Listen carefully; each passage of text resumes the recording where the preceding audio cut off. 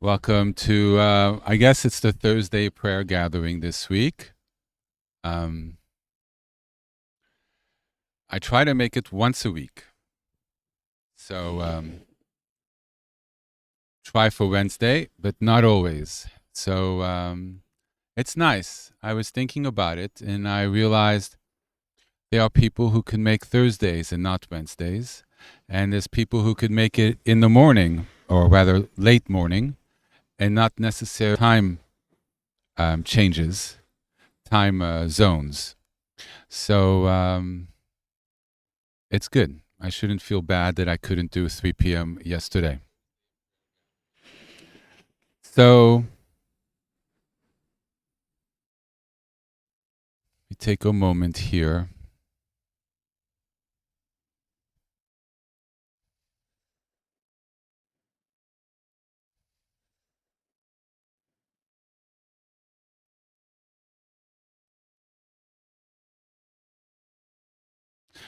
In many ways,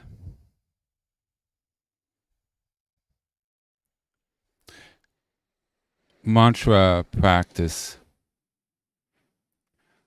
and to a certain extent,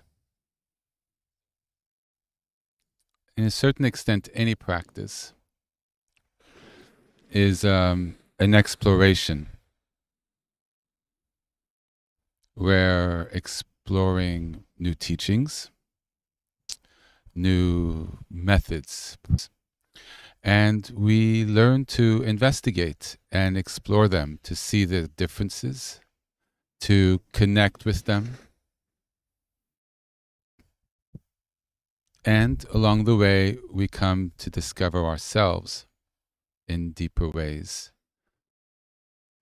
Our bodies, our nature, our energies, our relationship to God or the universe, whatever we wish to call it.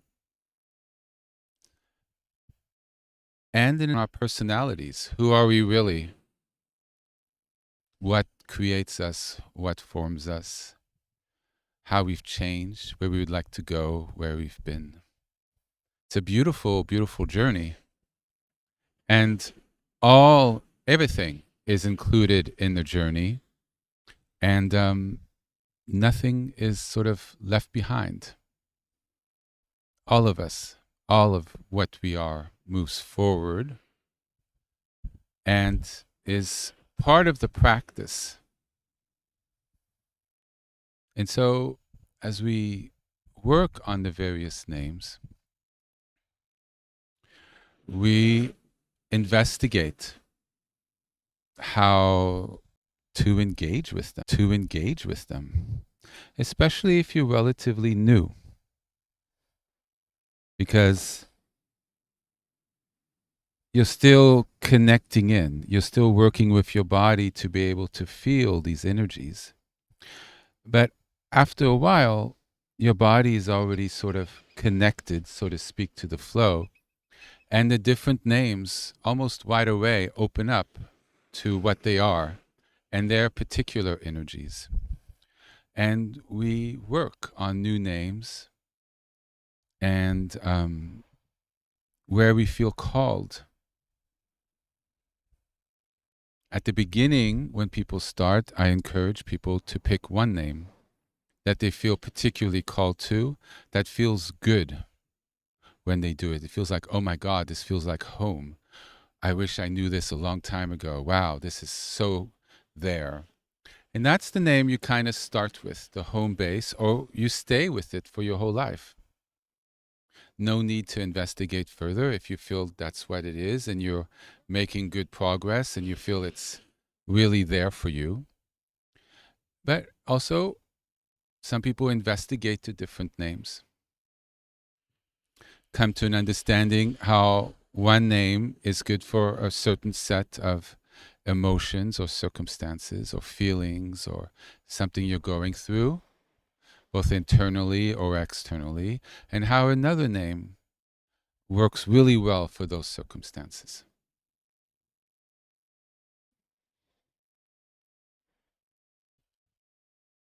And it also sometimes comes a point or a period where every practice, it's open to a different name, and you don't know exactly kind of how you feel or which you want to engage with.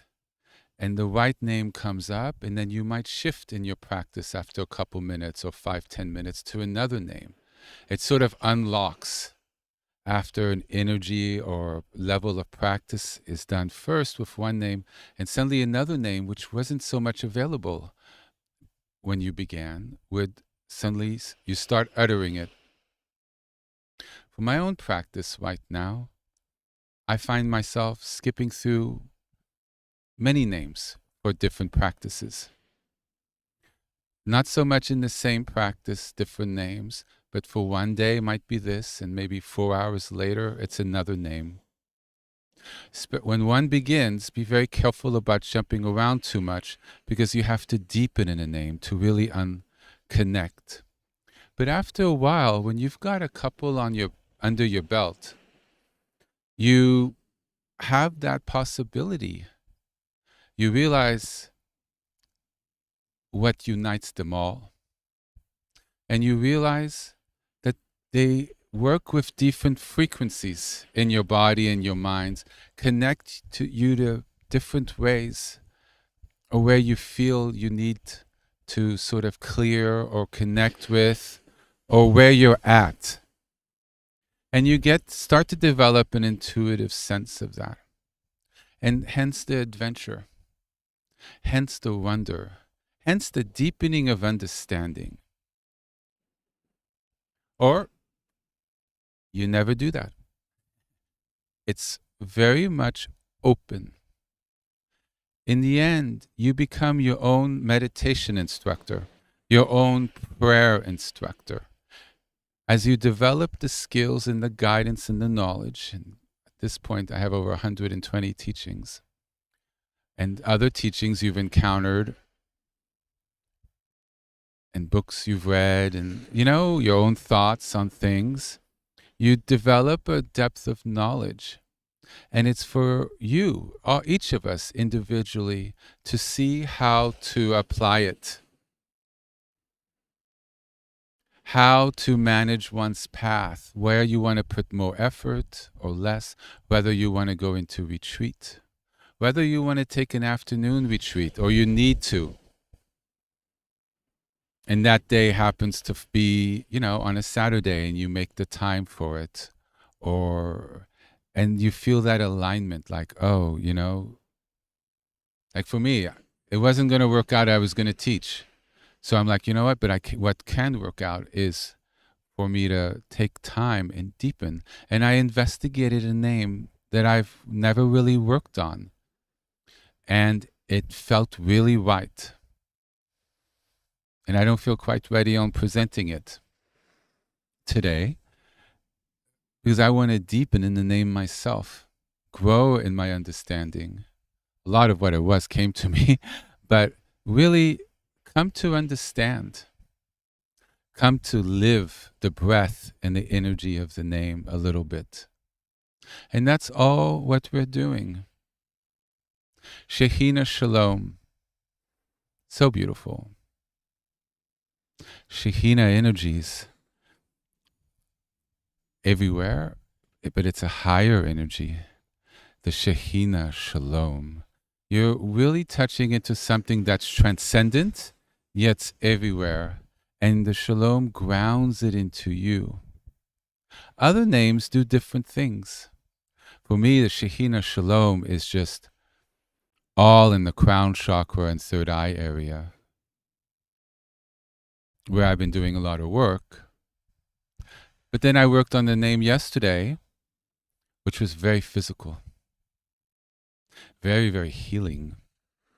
And it surprised me.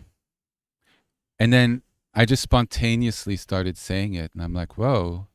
And I realized a couple years ago, I spoke about that name, and I said it's very healing and very grounding, but I'm not called to it. And then I remembered I said that. I'm like, oh, I had the very same impression on the name and where it helps that I had a couple years ago. And that gives one confidence in what one feels and what one senses. And so as you practice, you start noticing things like that. Oh, this lined up exactly how I felt about it 7 months ago.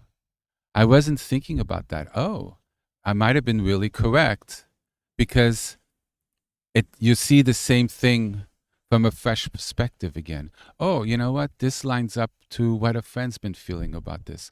Oh, HP said this about that. Or I feel something completely different, but each time I do it, that's what I feel. And then for you, the name takes on certain characteristics. So this is very much an exploration. And we're going to be continuing this exploration. We're doing that winter intensive, which is now in the spring, which is going to continue into the summer. So, but I remember what I said in November when we started. I feel this year is going to be really much about mantras, reciting the name. And boy, has it. And that's really a lot of the path. Also, I mentioned working with the body. And I think we have done some work with the body, but there's all sorts of things I wanted to introduce that I didn't yet. So that'll come in the spring. And of course, the chakra teachings, which I've been putting off for a year and a half. I promise you they will come. I don't know why. But why I haven't taught it. But sometimes it's important to have the feeling of it, especially since it's so foreign to the Western culture. By then, you'll have a sense of it. And so when I show you the architecture of it, it doesn't feel like so out there. We come to understand our bodies and its energies and its little pathways and super highways. And we say, oh, that's how it works. Oh, this is why it's like this.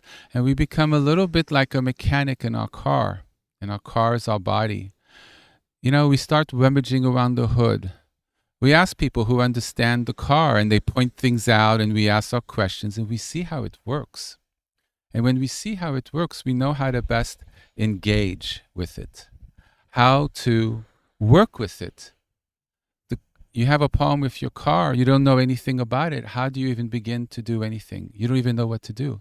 But if you know the car, you're like, oh, a little of this. Oh, this. Oh, I need to do a little of this. Oh, how about a little of this?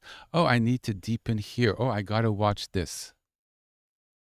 And it's all on top of your mind. And anybody else might be like, whoa, how do you know all this? But it's years of progressive study. You understand nutrition, your diet, exercise, the nature of the flow of your energy, the nature of your mind. You have some understanding of the sephirotes, some understanding of the chakras, kundalini, understanding of sitting meditation, understanding of mantra meditation, understanding of an open, clear view meditation, understanding of your mind and your thoughts, and maybe a different understanding of who you are, that you're not your thoughts or your mind. And that's not theoretical or conceptual, or it doesn't feel out there because you've actually experienced that. And so you're positioned a little different in your life.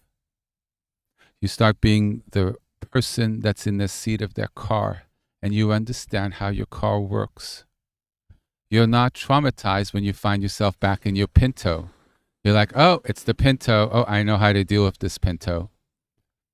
I thought I traded it in a long time ago, but it's still here. Oh, well. Oh, what does the Pinto need? That needs a little fixing here. And then pop, you're back in that Ferrari. And then next thing you know, you're in the Starship. And you've forgotten everything about cars and highways and everything else. And you're in a whole other world of being, of living, of experiencing. And yet you're still here.